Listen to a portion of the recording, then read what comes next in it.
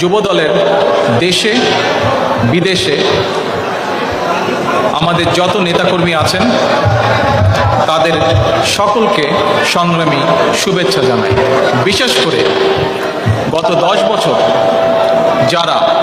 বর্তমান স্বৈরাচার সরকারের বিরুদ্ধে তাদের অত্যাচার, জুলুম, খুন, গুম সকল কিছুর বিরুদ্ধে, সকল নির্যাতনের বিরুদ্ধে রুখে দাঁড়িয়ে আছেন, তাদের প্রতি রইল আমার আন্তরিক শুভেচ্ছা। একই সঙ্গে আমি স্মরণ করতে চাই আমার যুব দলের সেই সকল নেতাকর্মীকে যারা বিভিন্ন সময়,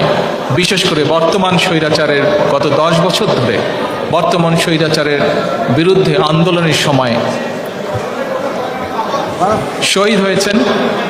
যারা নির্যাতিত হয়েছেন, পঙ্গুত্ব বরণ করেছেন, জেল